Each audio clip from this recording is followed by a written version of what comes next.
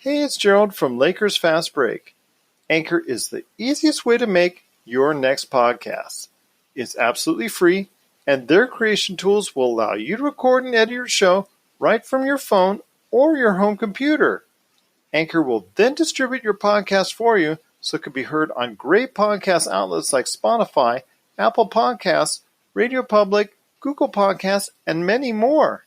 You can even make money from your podcast with no minimum listenership. It's everything you need to make a podcast all in one place. So download the free Anchor app today or go to anchor.fm to get started on your next podcast.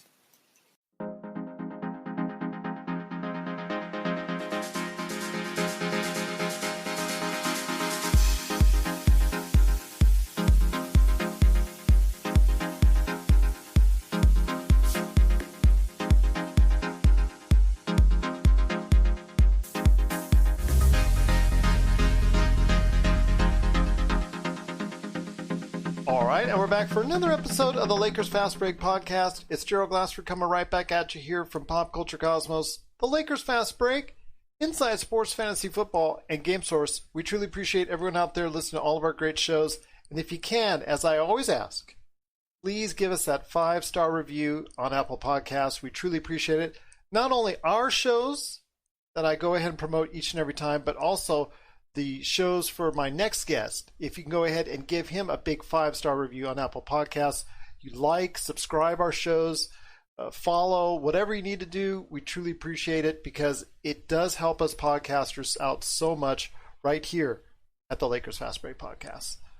Well, the Lakers are fully into the bubble now. They're already practicing. I already saw J.R. Smith on Twitter already hitting some three-pointers in Orlando Magic shorts, no less, but I'm sure they're going to go ahead and get him something pretty soon in Lakers form, blue and gold, hopefully very soon. But yes, the whole team was practicing out there. It looks like it's going to be something that the Lakers are really going to hopefully take advantage of while they're in the bubble. But here to talk to me today about some great things going on within the bubble itself is definitely a great podcaster out there. You got to go ahead and check out his show, which I'm showing to our folks out there on Facebook Live right now.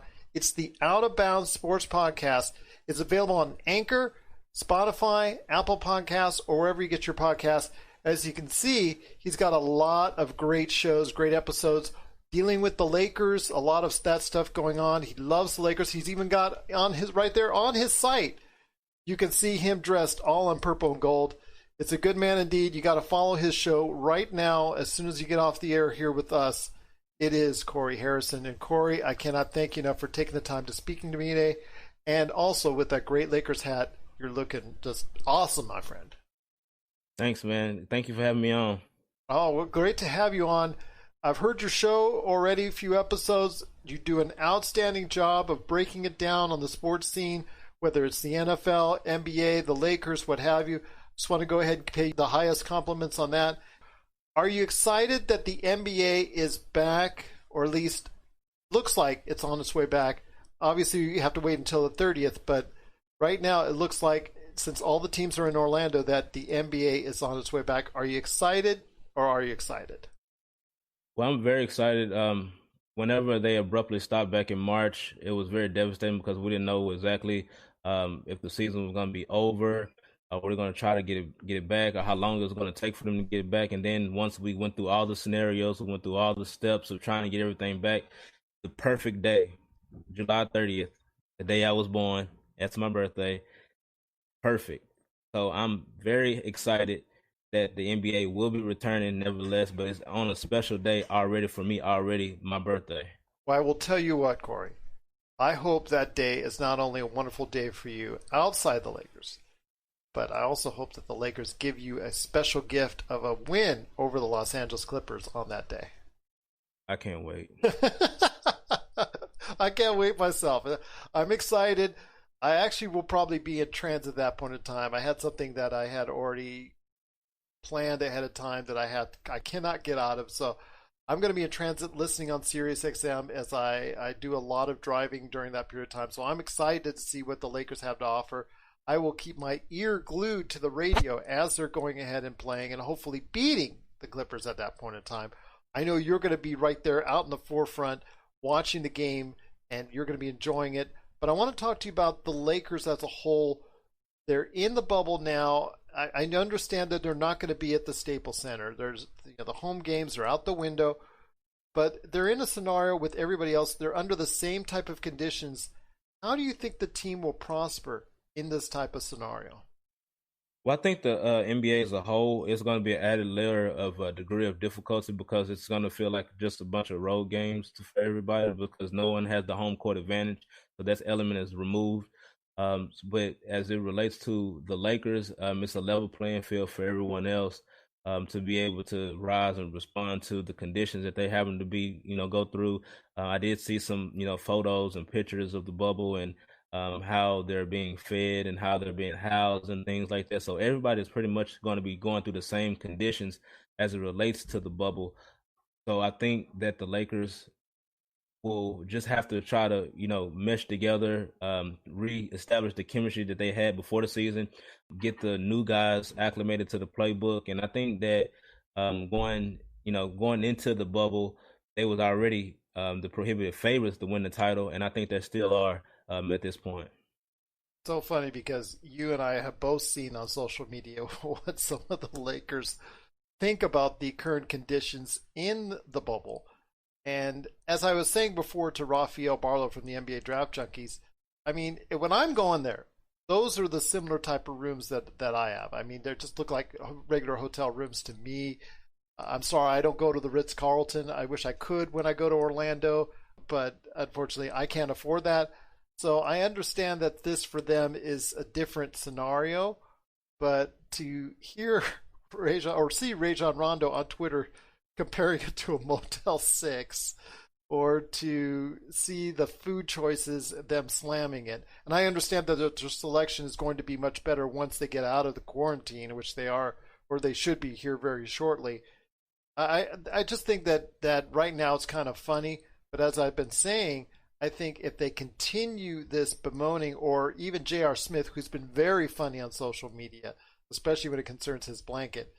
I don't know if you got a chance to see that, but it just, I hope they don't complain too much and keep complaining because, for a lot of us out there, this is the type of things that we would go through if we were going on a vacation to Orlando. So I don't want to see them get to the point where, hey, they're acting like spoiled brats. They're acting like multi-million-dollar spoiled brats, and everybody just kind of turns on them and their situation in the bubble.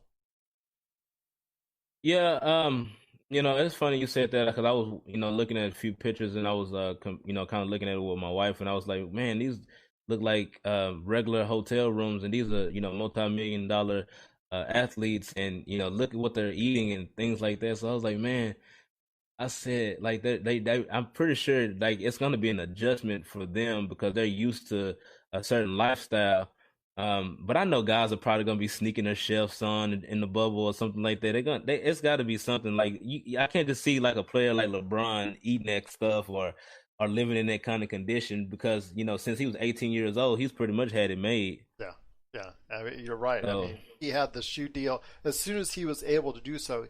Even before he signed a contract, I believe with Cleveland Cavaliers, he had that shoe mhm. deal already in place. He already had that line of money coming in. So obviously he could afford better things, and deservedly so because he's put so much hard work into it as he does today. And he normally has his chef with him, and I know he still has his personal trainer there. He was one of the Yeah. selected few that went in. I saw his Twitter photo there, but you're right. It's just something that I think that they're going to have to get used to. But I just don't want it to come to the point where the public out there, and especially Twitter, 'cause you know how fickle Twitter can be, that they will go No. ahead and turn on these players at the drop of a hat if they start complaining too much. Because like you said, this is something that you, I, or anybody else that has doesn't make $1 million a year, or that those are the kind of hotel rooms that we go to when we're on the road, when we're on vacation. I went to Orlando in December. That was similar to what I had in the rooms that I was staying in. Yeah, I think the NBA could have done a little bit better with that, but I understand that player safety is on the forefront, and for them to, put this back together the way they did. I think they did an amazing job of how they responded to, the announcement of COVID hitting the NBA. And I like how the NBA has handled everything thus far and trying to get this season salvaged as much as possible. I think they did a really good job, but I think they could have did a little bit better on the selection of hotels. I just think they should, because it was a situation where housing was going to be determined by your seating. And I don't know what happened with that. It seemed like everybody is in the same type of situation now. So I was like, I thought the Lakers probably were going to be in a little bit more comfortable environment, but they ain't just in, same as anybody else. So I was like, okay. I mean that's not affecting anything from a fandom standpoint. Like I'm going to watch it anyway. It's not going to do nothing on the actual games, but of course you want the players to be comfortable because if they're resting and they're comfortable, then it's going to transition to the floor. Yeah. I mean that all that impacts play. So I hope they don't gripe and complain too much because that'll take you right out of your element, take the chemistry right out of the team. I just hope that it doesn't affect them on the floor. That's all. I agree with you 100%. This is Raphael from NBADraftJunkies.com, and you are listening to the Lakers Fast Break. Hey everyone, it's Gerald from the Lakers Fast Break podcast. Just want to give you a heads up on what's coming up over the next couple weeks right here at the Lakers Fast Break podcast. A ton of great guests, so please, if you don't follow us yet or subscribe, please do so wherever you get your podcast because there's a great lineup of guests I have coming along the way. Of course, we're going to have Raphael Barlow from the NBA Draft Junkies always on our show. Tom Wong from Lakerholics.net, also regular, and cannot thank both of them enough for being on our show. But we're going to have a lineup of guests for you. If you haven't seen already on our Facebook page, got a lot of great guests on the way. Check it out. NBA odds maker Rafael Esparza from Las Vegas. Got Melvin Washington III, also from Las Vegas. He's got a great show that happens every Friday on the Talk to Me Sports Radio Network on the Blog Talk Radio Network. Got Craig James coming up from the Final Score podcast on the Podcast City Network. Corey Harrison's also going to be on the show coming up from the Out of Bounds Sports podcast. Got Matt Moderno from the Believe in Wizards podcast. Eric Sklar from KFI AM 640 and the TSK Show podcast. He's scheduled to come on the show as well. Got Big Baby Jonathan Soffel from the Big Baby Jonathan Sports podcast. You got to check out his awesome show. He's coming up on the program here coming up in the very near future. Michael from the RTF Sports Network. Got to check out his awesome sports network that we are a part of each and every week right here at the Lakers Fast Break podcast. Got to check out Michael's great stuff that he's doing there. Chris Jose LeBron, the Off the Ball podcast host, he's going to stop by the program. JB Ellis from the Program podcast. He's also going to come by, share his thoughts on the NBA scene.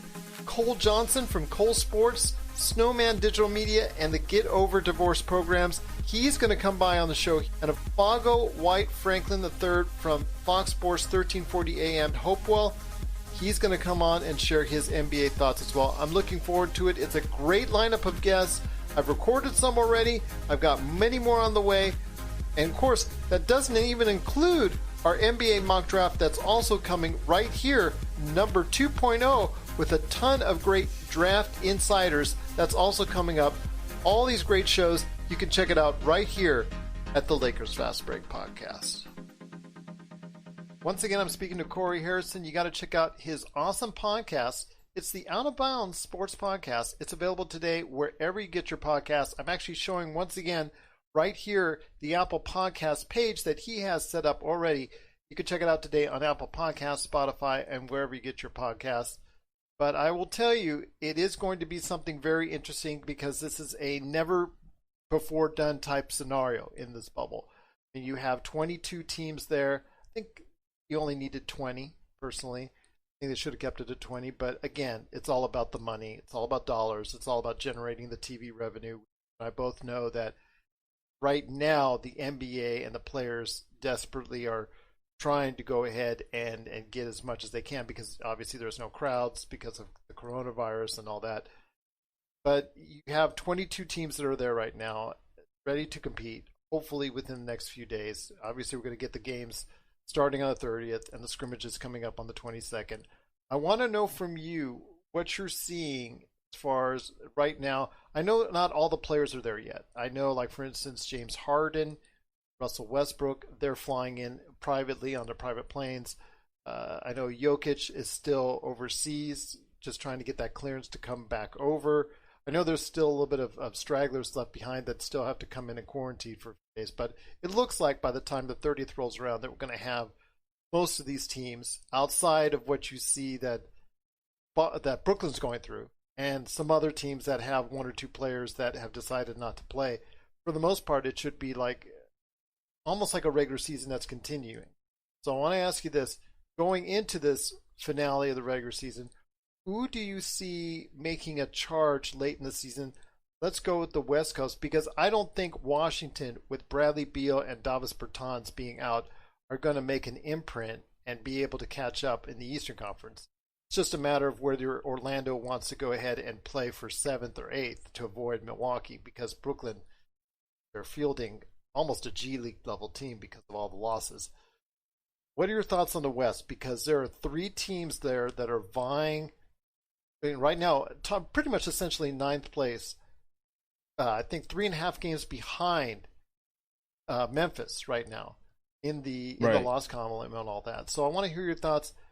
Which of these teams, or will Memphis stay in that position, will make a charge coming up late in the season? Well, it's going to be very competitive. I think that Portland is a team that you want to look at. Also, to kind of sneak in, New Orleans wasn't too far behind as well. You kind of want to watch the Portland is a dangerous team. Make no mistake about that. Damian Lillard, once he gets into the playoffs, he turns into a different type of player. You know, he's going to be healthy, you know, going towards the end of the season. You know, for the suspension of the season in March, he was battling some injuries, but I'm pretty sure now he's completely healthy and ready to make a statement. You know, he's hungry. He's not going to have to worry about playing a Warriors team. So I'm really interested to kind of see how he's going to respond once the season does restart. He's scary. I really do not want the Lakers to have to get the Portland Trailblazers first, because they are a dangerous team, and I don't really want them to have a really difficult time with that first round of the playoffs. You know, I just kind of want them to have, like, you know, get their chemistry together, get their legs up under them, and then, you know, kind of have like a little tune-up matchup in the first round. And then as the rounds progress on, then they get a little bit more difficult and get that premier matchup between the Lakers and the Clippers. We're going to, you know, take them to 6 games, beat them, and then we'll get to the Eastern Conference. I'm hoping so. I'm hoping that that's the case. I really think, and yes, I understand I host the Lakers Fast Break, but I am truly picking the Lakers to go all the way, because they have that 1-2 punch scenario with LeBron and AD, although it's not going to be easy, because the Clippers, this is their best chance ever in the history of their organization to go ahead and compete for a title. I mean, even the Chris Paul years, I don't think they were as stacked as they are now. I think they have the best chance there. Then you have Milwaukee in the East, and you have another stack of teams right behind Milwaukee that could surprise in the East. So I want to hear your thoughts there. Who are you liking in the East? Do you think it's going to be still Milwaukee, which has had a dominant regular season with Giannis Antetokounmpo, or do you think it's going to be any of the number teams that a lot of people are picking for? Because I've done a few interviews already, and people liking Miami, they're liking Toronto, they're liking Boston. Depending on who you ask, it seems to be a different team each time. So I want to hear your insight on the Eastern Conference, and who do you think that the Lakers? Because it sounds like you think the Lakers are going to come out of the West, and wearing that hat. Yeah, and wearing the hat, I think probably gave it away, just like my T-shirt did. But I wanted to ask you this: who do you think that they will be matching up on the other side of the fence? I'm definitely gonna go with, if I wanted to put money on, I would definitely say Milwaukee. But you do have, when you look at the Eastern Conference, there are only 3 teams. Really. You look at Milwaukee, Philly, and Boston. I'm not really looking at Toronto. They just had that magical season last year. They did do well this year. You know, they're well coached, very defensive minded team. You know, I think that they had their chance. They had their Cinderella story, and that's a wrap. But Eastern Conference, the only teams that you're really looking at right now, as it stands right now, because you don't have KD, you don't have Kyrie with Brooklyn, so we don't know what that team's going to look like. Because I honestly think, even though I'm a Laker fan, KD is the best player in the NBA, hands down. I have to put it out there like that. He's the best player in the NBA. You put him on any team, and that team is going to be instant playoff team. They're instant contenders. But since he's out, he's not going to be in the bubble at all. We're not even worried about Brooklyn right now. But it's only 3 teams in the Eastern Conference that you really want to pay attention to, and that's Boston, Milwaukee, and Philadelphia. I'm not worried about Toronto. I'm not really worried about Miami because we've seen what Jimmy Butler did with the Philadelphia 76ers. We've seen what he did with Minnesota. I mean, he's a baller, but, I mean, playoff time chokes. That's just my opinion. No, absolutely. That's a great opinion indeed. And once again, I'm speaking to Corey Harrison from the Out of Bounds Sports Podcast. Check out his podcast today all over wherever you get your podcasts. I don't blame you a bit. That's some great insight right there. And I'm thinking, though, that if any team can go ahead and surprise the Milwaukee Bucks, I mean, if it comes down to a defensive battle, I think Philadelphia can slow the game down to the point where they can make it competitive with anybody. They just got to have enough shooting, and also have to come together cohesively as a team, because you and I both seen that they've been great on the road. I mean, they've been great at home, and they've been awful on the road. And then, that speaks to me as far as lack of cohesion as a team. But with Boston, Jason Tatum has to play at a high level, continuously high level. And we're not sure if he's ready to go ahead and do that. I think one day he will be. Whether or not it's this season, who knows? It could very well be. There's still some question marks. And Toronto, I understand that you think that Toronto had the magical season, and without Kawhi, it does not have enough behind them to go ahead and make an imprint in the Eastern Conference playoffs. But a lot of people are gambling on Nick Nurse, because they're seeing him as the coach savant now of the NBA, and as someone who could go ahead and draw up a plan that might stop all the other teams in the Eastern Conference. So there's this great balance I see on the Eastern Conference outside of Milwaukee, that any of these teams can compete against the Lakers or the Clippers or whoever comes out of the West. But if one team on the West, getting back to the West real quick, can surprise you, or do you think that can surprise people out there? I think that will be The one team in the Western Conference that will surprise people. Well, that's right. I mean, could it be like Denver? Could it be like Houston, Utah, Oklahoma City even? Scratch Houston off. I'm not even worried. They don't even have a center. That small ball lineup, it only, worked for a little bit, but people figured it out. I'm not understanding what they did with that. I mean, that fast 7-second offense D'Antoni runs, I mean, it's played out. They don't play any defense. So then they have Westbrook and James Harden. They're just straight gunners. They don't get back on defense. I mean, I just don't see them doing anything, making any damage. I think it's going to be the same thing every year with them. They'll never win a title in Houston. Not with those two.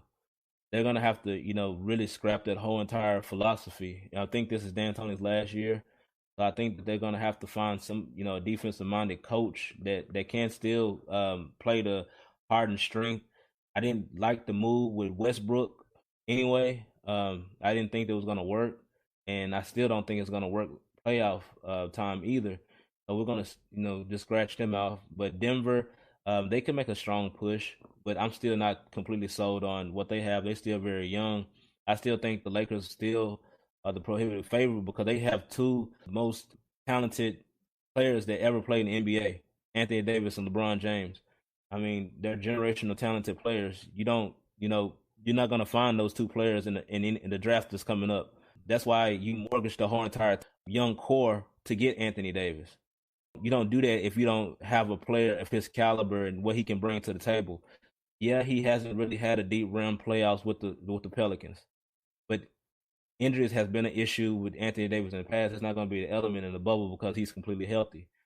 I do feel like this is going to be a time where we're going to be able to see a different type of Anthony Davis. He's going to have to play the 5. I know he, didn't want to. He didn't really feel like, but he plays that position very well. Nobody can stop him when his back is to the basket. I need him. He's only 33, 30. I mean, in the like low 30-some% in three. Stop shooting threes, because sometimes when he get out there, I mean, every once in a while he go out there and pop a three, but sometimes he fall in love with it too much. Their first game against the Clippers, you know how many points he scored in the fourth quarter? Big fat 0. Yeah. He didn't score any points in the fourth quarter. We're going to need him to lock in. We're going to need him to, be a defensive presence. I'm glad that we're going to have Dwight Howard back on the floor. Hopefully he's focused. Avery Bradley, that hurts that he's not going to be there.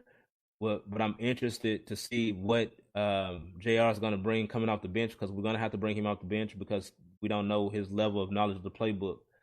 I think he's going to be a good player, a good fit. Alex Caruso, he's the X factor. He's the player that you really don't know what to expect from him. I think that he's they called him Coach Vogel's secret weapon.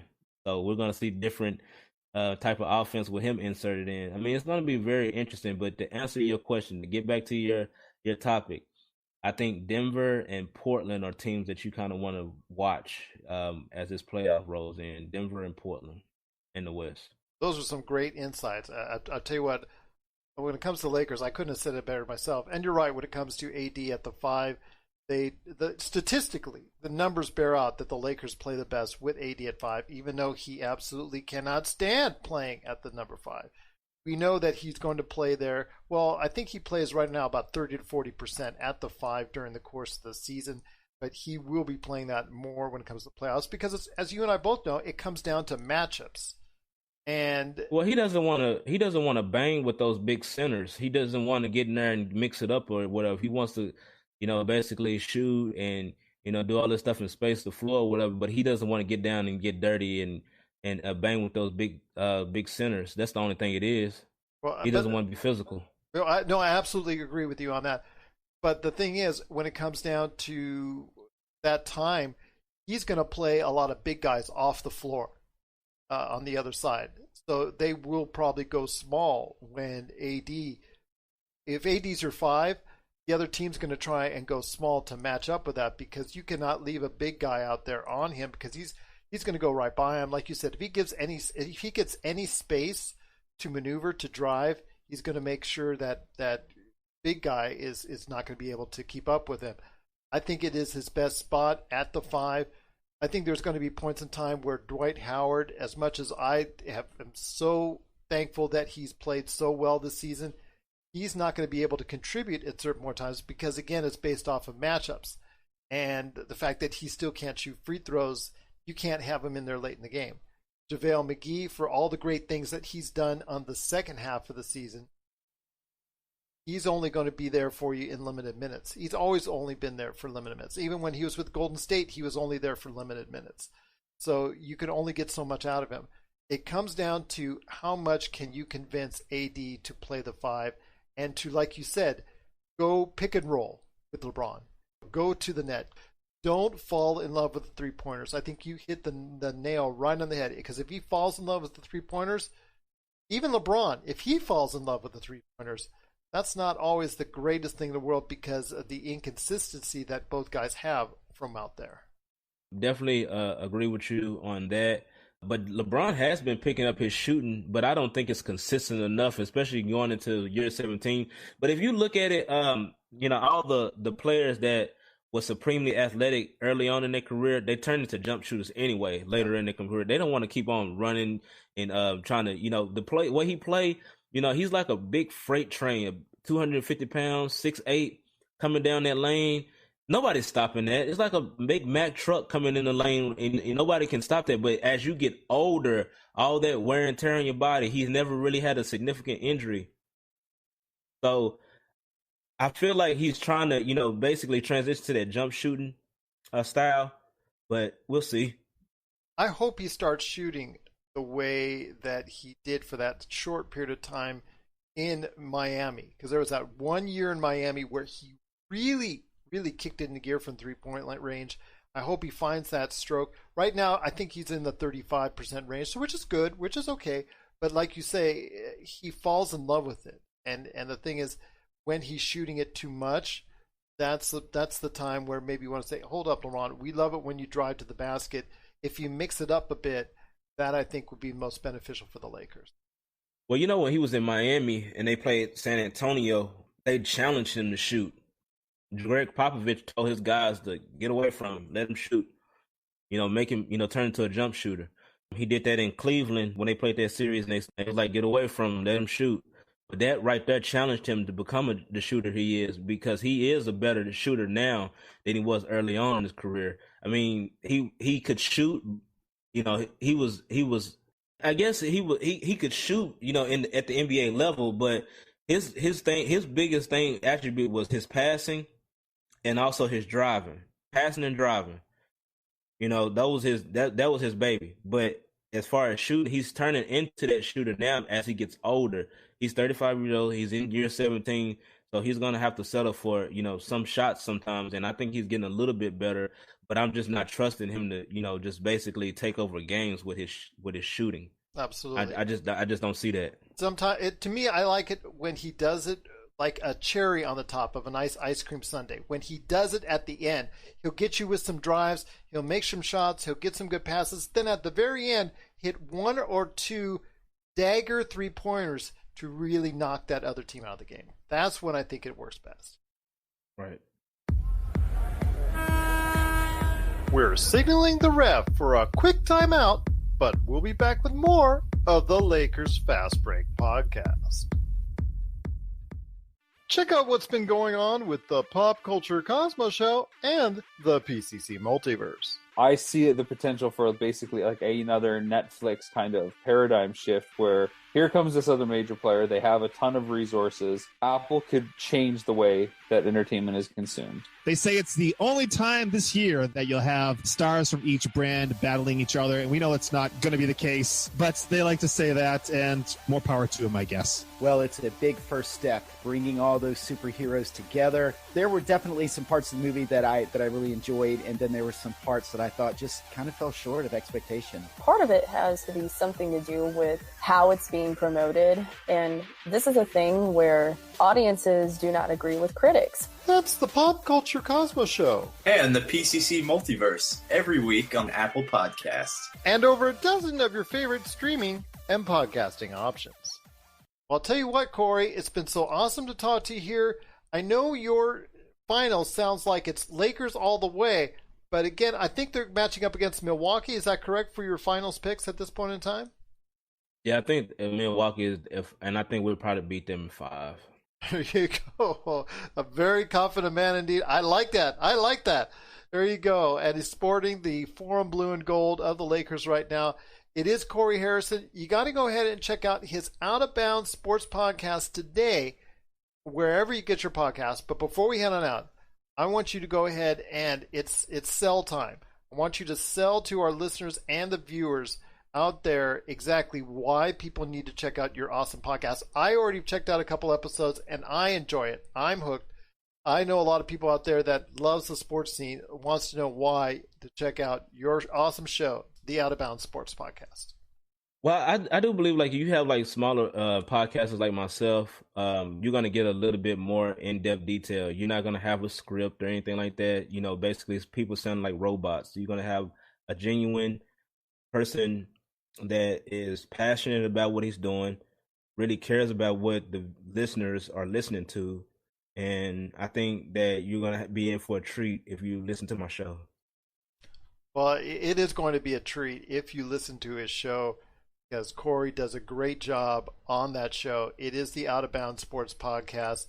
It is available wherever you get your podcasts. And if you can, just like I hope you do for our shows, you give him a 5-star review on Apple Podcasts, because I know he would be grateful. And if you can follow, subscribe, like, whatever you need to do to support his cause at the Out of Bounds Sports Podcast, I would truly appreciate it. And I know, Corey, you would as well. Definitely. I would definitely appreciate that. Well, I'll tell you what, Corey, it's going to be great because the bubble hopefully will not burst. I'm looking so forward to seeing some NBA action again. I'm hoping there'll be no massive outbreaks. I'm hoping that no other team will get decimated like we've seen already with the Brooklyn Nets. By the way, they may be calling one of us very soon to go ahead and have us jump on the team. So, which we may have to do. That I'm already ready. There you go. They pay well still. So even in this climate, the NBA still pays well. So I can't say I blame you for wanting to go ahead and jump on that because somebody's got to be there to pick up the slack. Yeah, I'll be there. I got there and sit out there in the perimeter. Let me get a couple threes. I'll be all right. There you go. There you go. Shooting from 3. There you go. Once again, it's Corey Harrison. You got to check out his awesome podcast at the Out of Bounds Sports Podcast today, wherever you get your podcasts. Well, my friend, it's great talking to you. I cannot thank you enough for joining me right here on the show. I need to get you back on. As this bubble continues, I need to get you back on. I want to hear more of your great insight, and I look forward to speaking to you again real soon right here at the Lakers Fast Break Podcast.